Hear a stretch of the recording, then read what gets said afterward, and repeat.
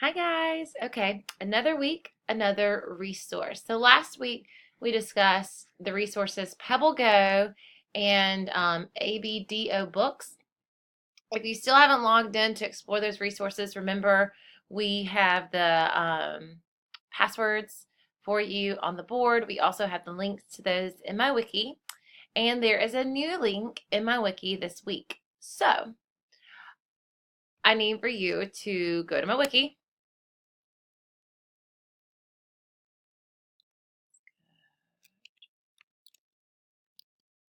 Wash them.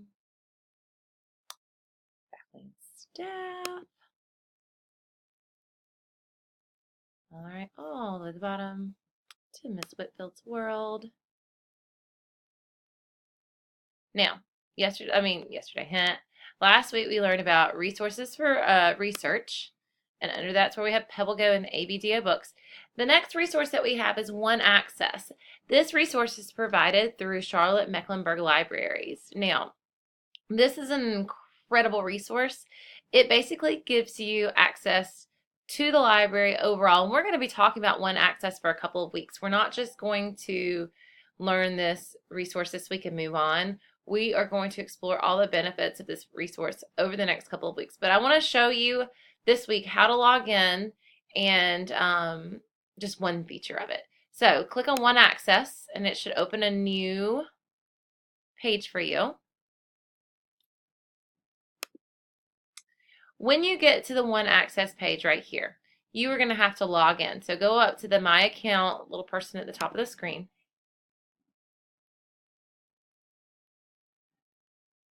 It's going to ask you to log in. I wonder if it's going to show that every time. It's going to ask you to log in using a barcode, a student number, or a username. You guys are going to use your student ID numbers. If you still don't know your student ID number, remember you've got it in your card at the top of your computer, so you can just take that card off of your computer and use the ID number from the inside of it. Now, I have an ID number that I'm going to use right now. This is a student ID number. Okay, and the PIN is the last four of the ID number. So you see that the last four of this ID number is 8896, so I'm just going to enter 8896 and log in. We never save our password, so not now. Alrighty, so once you're in here, what I want us to learn about for this week is, well, let me stop real quick. The first time that you log in, it's going to ask you to set your username. So if you can see right here, this username is Black Falcon 447. It's because it asked me to choose a color and then to choose an animal, and then it gave me a number. So it's going to ask you to do that, and you're going to go ahead and choose your color, your animal. It's going to give you a number. You click go, and then that populates your username for you. Then you have access to this. If you go up to eBooks and More,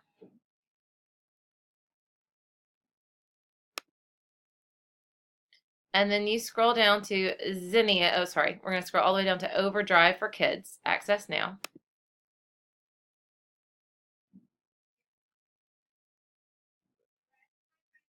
It's taking a minute. Okay. Then it's going to show you a whole bunch of options. If it says read along, that means it will read the book to you and turn the pages. So Spookly would be an awesome choice right now since we just did Spookly last week in media. So there's lots. You can come down. These are going to be more of your chapter books. So I'm not going to show you the chapter book right now. So you can see like our chapter books aren't saying read along. So these chapter books aren't going to read it to you. It's going to allow you to read them. But the read alongs can read it to you. You'll just be able to turn the pages in the chapter book. You can access this from iPads. You can access this from Chromebooks. You can access this from desktops. Of course, right now we know that I'm accessing it from a MacBook. So it goes along lots of different types of devices. So I'm going to click on place a hold. So that means it's not readily available. If I placed a hold, then it would show up on my shelf when it was available. So I'm not going to do anything that's going to ask me to place a hold. All of these are asking me to place holds. Well, I will show you something that I have already. Maybe it's doing it because I have a book out right now. Oh, I could borrow these right now. Borrow, borrow, borrow. Let me see. Hold, hold, hold. Borrow. All right, let's borrow. I want to borrow something different. Now I'm being picky and just wasting our time. Ah, let's do this one. Hooray for fish. I'm going to click borrow. It's going to again ask me for that library card number, which we know we're using our student ID. So I'm going to go ahead and enter.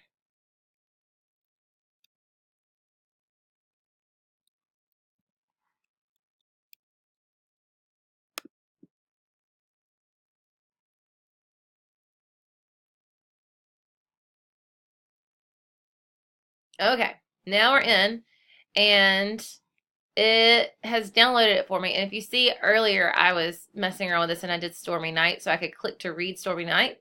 It expires in 14 days because I did it today. Hooray for Fish we just did together. That's going to expire in 14 days as well. So I could read this in my browser. I'm going to click read in my browser.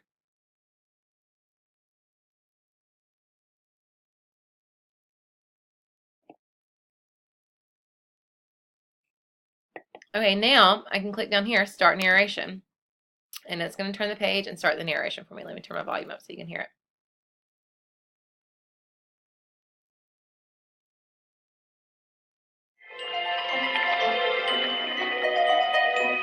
Hello, I am Little Fish, swimming in the sea. I have lots of fishy friends. Come along with me. Okay, so I'm going to pause it. But now you get the gist. So if you come up to all of the tabs that you've opened, if you hit X, it's going to take you back to that page in One Access. If you want to go back to search more titles, because this is the CM Library for Kids, you can go subjects, you can search. Excuse me. Excuse me again. You can go back to my account. And it's going to show you what you already have out. So, and it's only going to let you have a checkout limit of 10. Right now I have 3 checked out. Somewhere I saw that it was only going to let me check out 3 digital books at a time. So if you try to check out a 4th digital book and it stops you, it's probably because there's only 3. I just can't find that again, so I don't know if that's truth or not. So if you hit a block at 4, that is why. Checkout limit's 10. That means you can have 10 books out total between any of the library books. You actually could go on here and you could place a hold on library books and go pick them up, actual books from the library. We can talk about that at a different time. That's going to require coordination between you and whoever the adult is that's going to take you to the library to pick out those books. So if that is something that you are interested in, you can bring that up to mom or dad or whomever, and you can access One Access from home by going through my wiki. And then you can come in here and you can pick out books and you can place them on hold, and then you guys will get a notification that the books are ready and you can go pick them up from the library. That is, again, something that you can coordinate with mom or dad or whomever would take you to the library to pick those up. I can't drive you there. I'm so sorry. Anyway, that is the Library for Kids.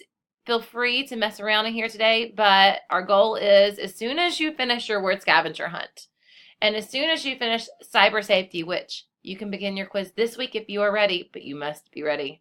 As soon as you finish cyber safety, then you are going to go to One Access. One Access is a must do. It's the 3rd thing on our must do list.